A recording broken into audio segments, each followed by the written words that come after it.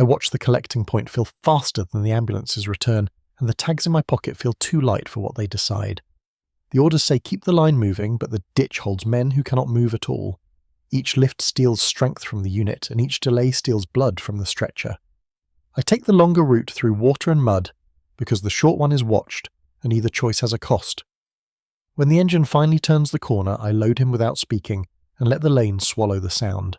It is July 9th, 1944. The location is the Normandy Bocage, south of Bayeux. The operational situation is a slow push through hedgerows under scattered artillery and mortar fire. For the infantry, progress is measured in field boundaries. For the medical services, the problem is distance, time, and the ground itself. But in this landscape, the evacuation chain is not an abstract diagram. It is a series of hands, stretchers, vehicles, and decisions. It begins where a man falls. It ends, if it ends well, under a surgical light that runs on a generator. The battalion's stretcher crews are already working before the first planned movement of the day. They have been up in the dark, checking straps, tying down blankets, and looking for replacement poles. They carry what they can: a folded canvas stretcher, bandages and field dressings, a small supply of morphine syrettes, a pencil and casualty tags, water in a canteen that will not stay cold. Among them is a medical orderly assigned as a litter bearer. His work is routine, and it is never routine. He knows the planned route on a marked map. He also knows it will be wrong within an hour. The paths are blocked by shell craters.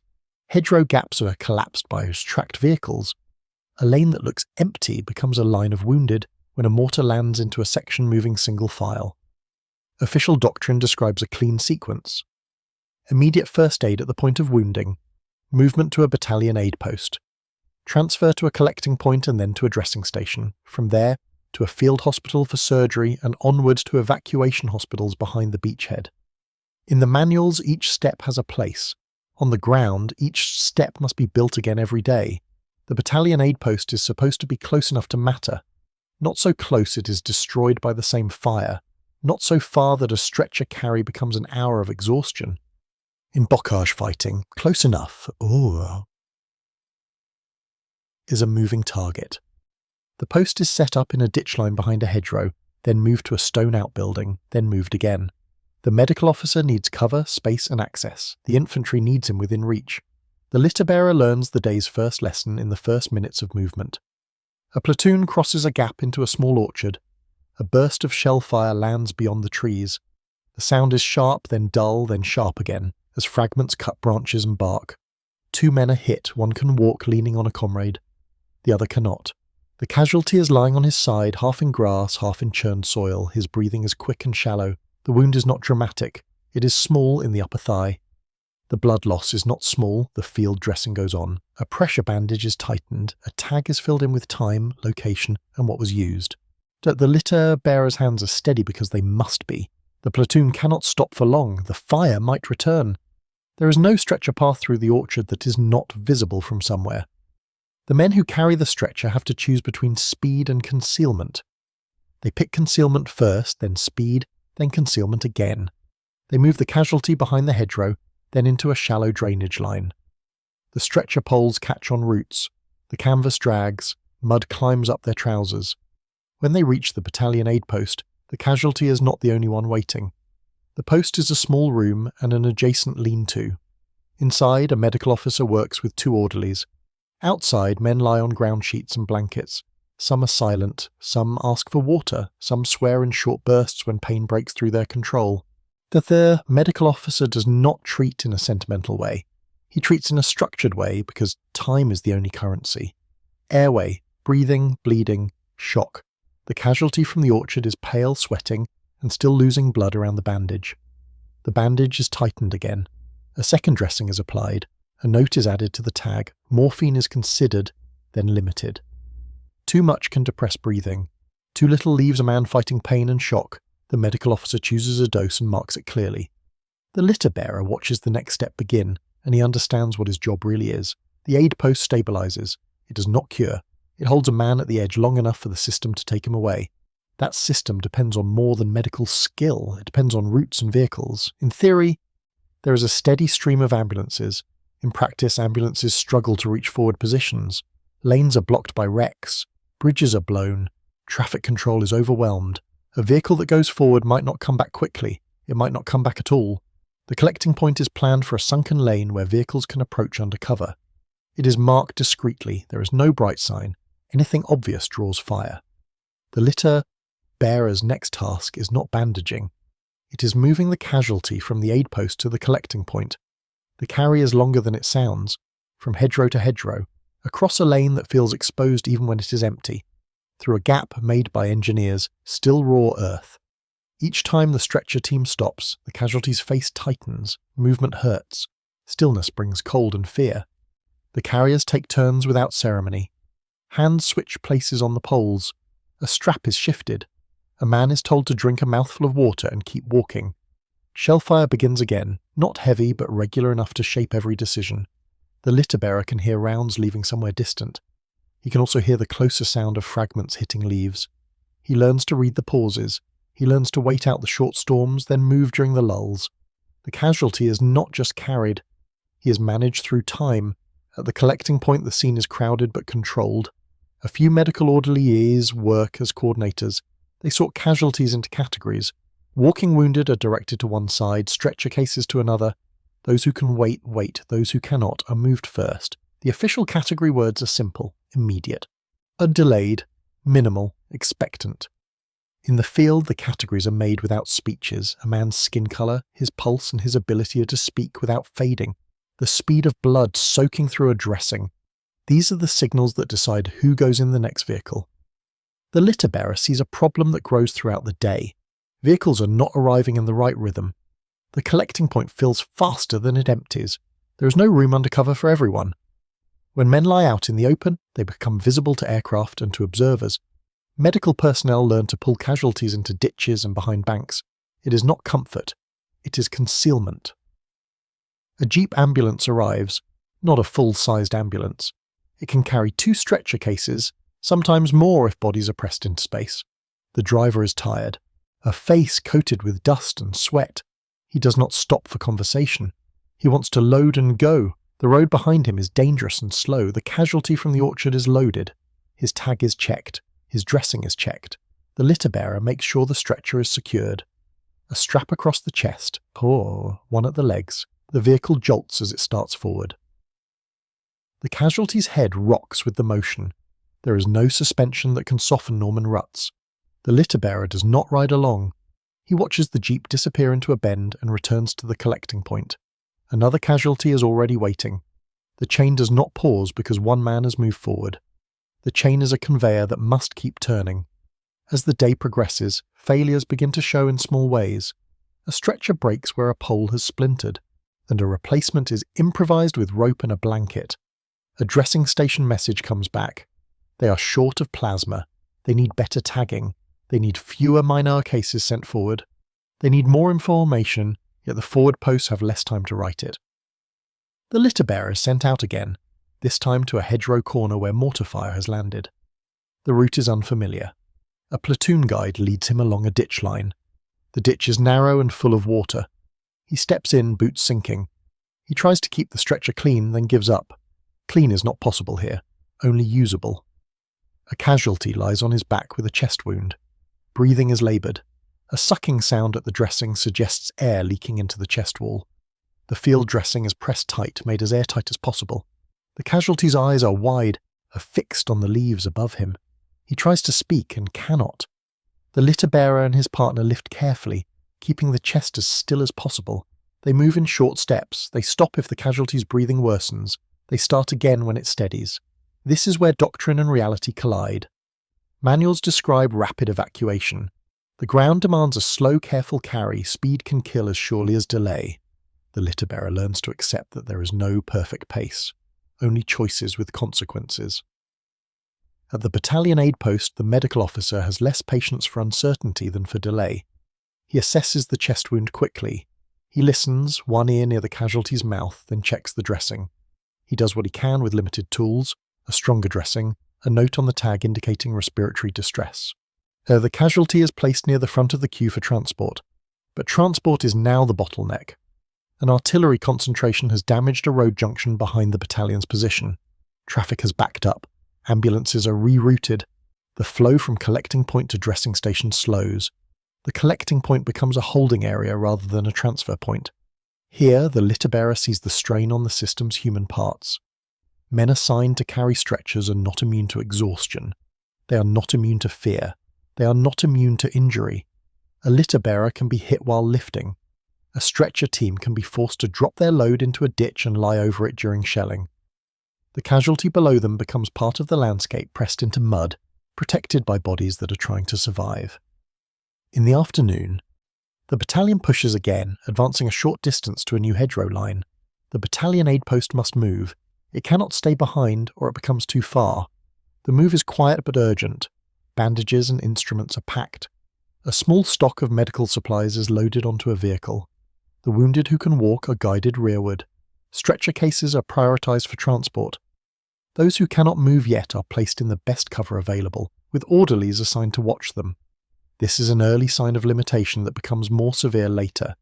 The evacuation chain assumes continuous movement rearward. Combat can force pauses, detours and holds. Every pause turns into a medical problem. A man in shock needs warmth and fluids. A man with internal bleeding needs surgery, not waiting. And a man with a chest wound needs careful handling and quick transfer. The litter bearer hears an argument near the aid post, not loud, not theatrical. An infantry clerk insists the unit must move now. The medical officer insists a small group of stretcher cases must be cleared first. The clerk points to orders. The medical officer points to the men on the ground. The resolution is practical. 2 infantrymen are pulled from a work party in order to help carry. No one is happy, everyone obeys. This small exchange reflects a larger tension. Official plans allocate resources. Reality demands improvisation. Medical evacuation is always competing with ammunition, fuel and movement. The men who carry the wounded are not separate from the fighting unit. They are drawn from it. Every stretcher team is manpower not holding a rifle at the hedge. And by evening the chain stretches farther. The battalion aid post is now farther forward. The collecting point has shifted. The dressing station, often a divisional or corps facility, is fixed for the day, usually in a more secure area. Between them lies a network of lanes under intermittent fire. This is where the system frays. The litter bearer is sent as a guide to meet an ambulance at a crossroads. The ambulance driver does not know the safest approach. Maps are outdated. Signposts are gone. The litter bearer stands behind a bank and waits for the engine sound. When it comes, he steps us out briefly, gestures, then ducks back. He leads the vehicle along a narrow lane, stopping where branches block the roof. He watches for the red cross markings that are supposed to protect but do not guarantee protection. And he knows that some gunners do not see markings, some do not care. Some fire on any vehicle moving in daylight. The ambulance loads quickly, the litter bearer helps lift. 2 stretcher cases go in. One is the chest wound casualty from earlier. The casualty's breathing is worse now. He is conscious but fading. The driver wants to leave at once. The litter bearer checks the straps, checks the tags and steps back. The vehicle pulls away. Its tyres throw mud. The battalion's forward work continues through the night. Night does not stop casualties. It changes them. Trenchfoot worsens. Exhaustion produces mistakes. A man trips in a ditch and breaks an ankle. A sentry fires at movement that turns out to be friendly. Fragments continue to come, blind and random. Under these conditions, the evacuation chain becomes even more dependent on small lights and memorized routes. Flashlights are covered to reduce visibility.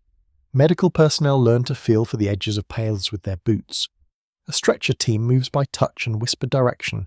A casualty, trying not to cry out, breathes in short controlled bursts. This is the lived reality that doctrine rarely captures.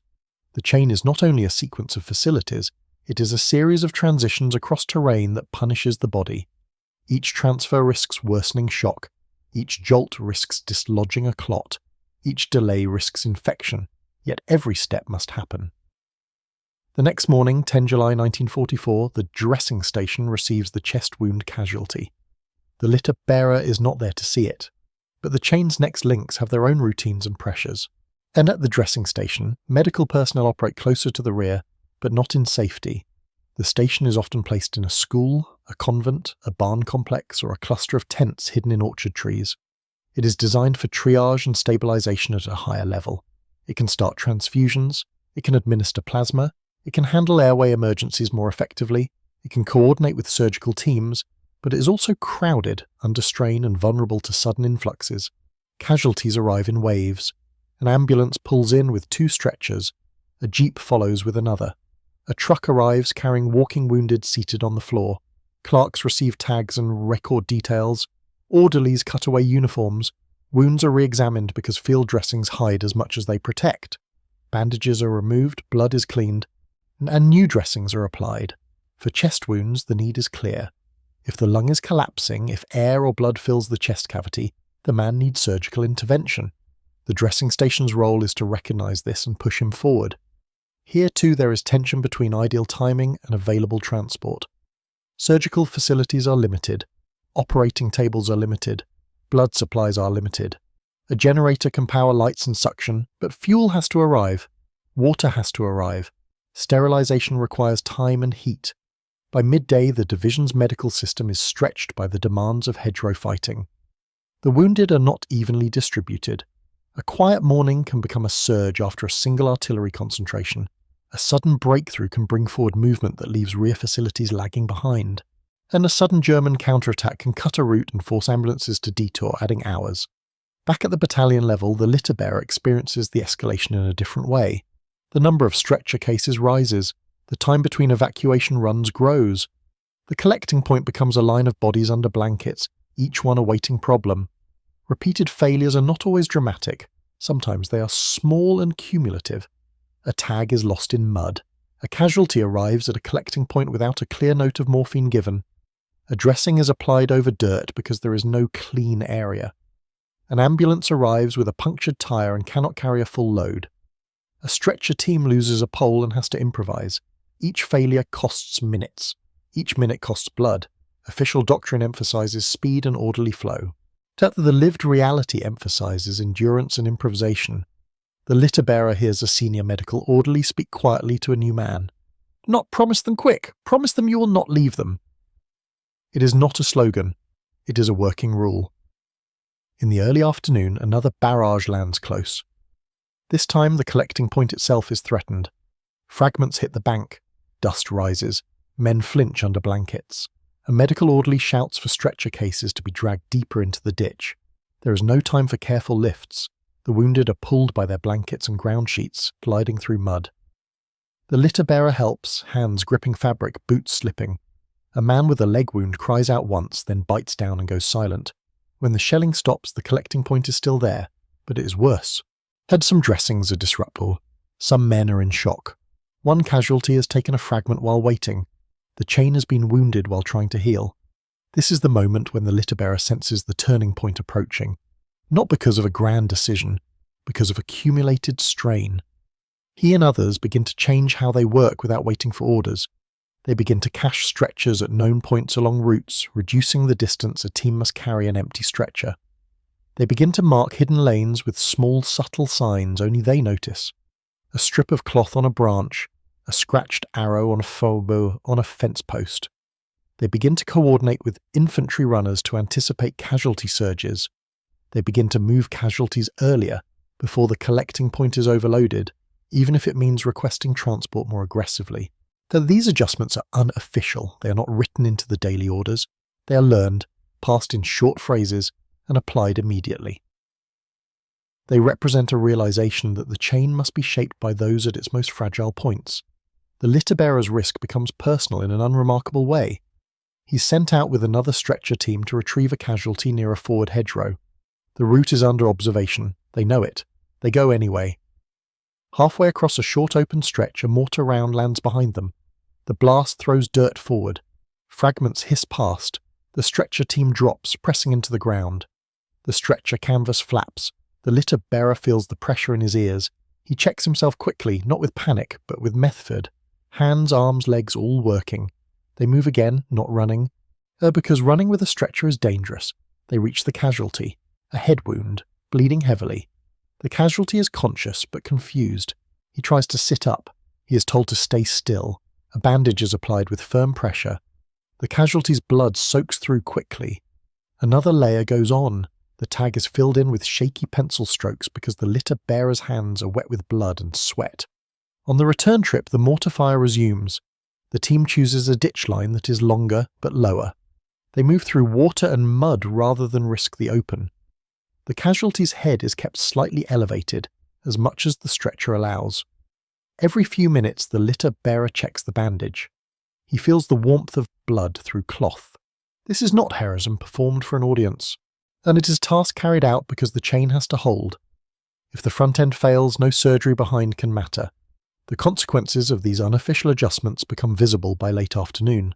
The battalion aid post receives a message from higher medical authority. They are to reduce congestion at the dressing station by tightening triage at the front. They are to send fewer minor cases rearward. They are to prioritise returning lightly injured men to duty quickly. The directive is reasonable from a system perspective. It is harsh at ground level.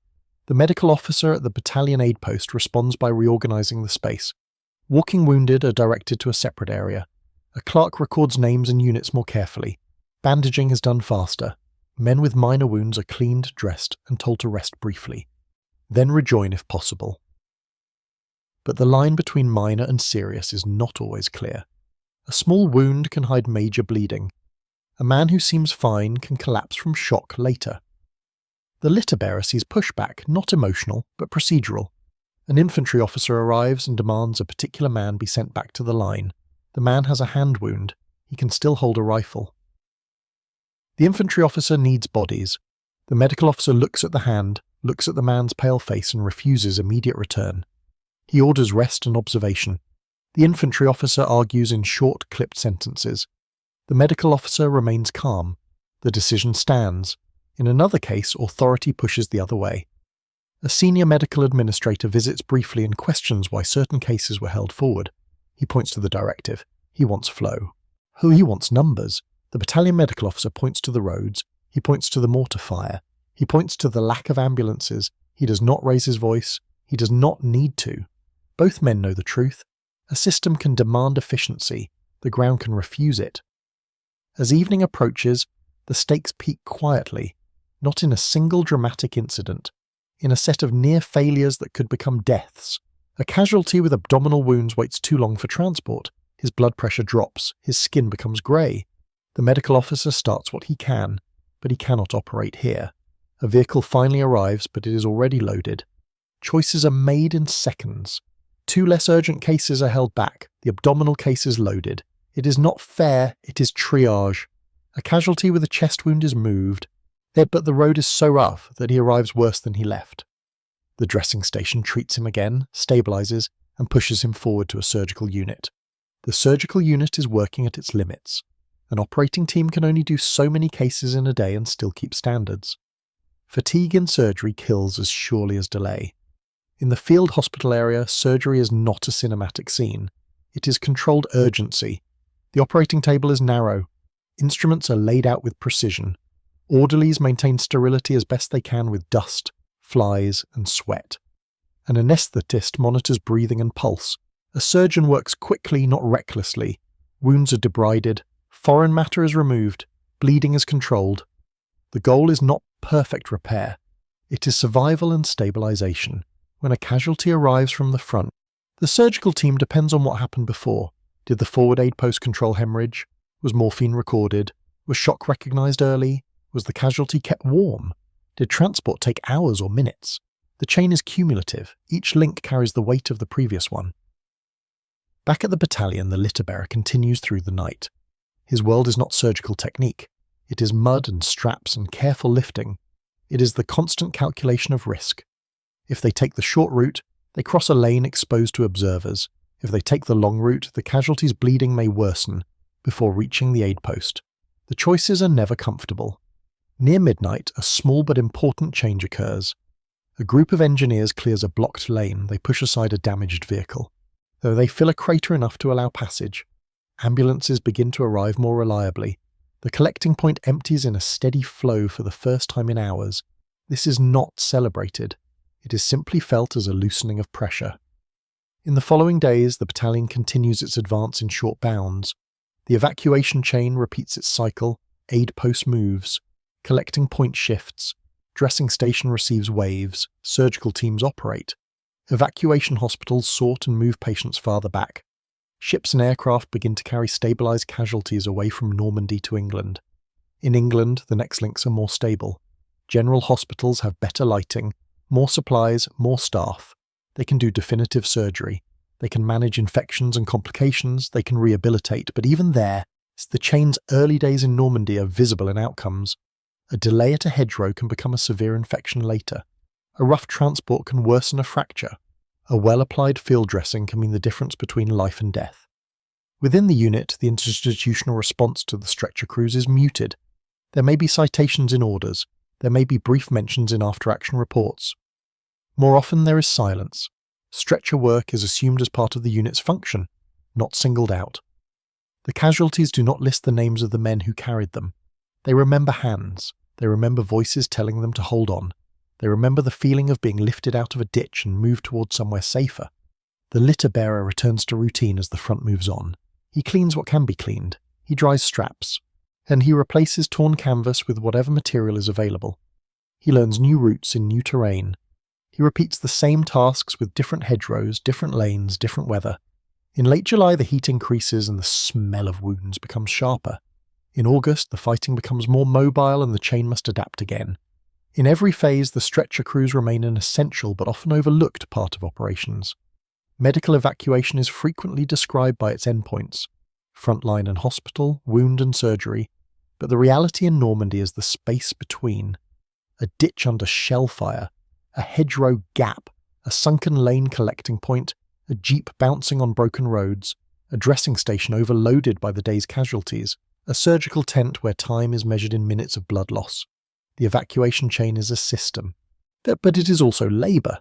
It is carried by people who rarely appear in the accounts of breakthroughs and objectives. Their work is repetitive. It is physically punishing. It is shaped by doctrine, then reshaped by mud, fire and roadblocks. It is not defined by one dramatic moment. It is defined by thousands of careful lifts and short decisions that keep men alive long enough to reach surgery. When the war is later summarised in maps and arrows, these small movements disappear. The stretcher crews do not.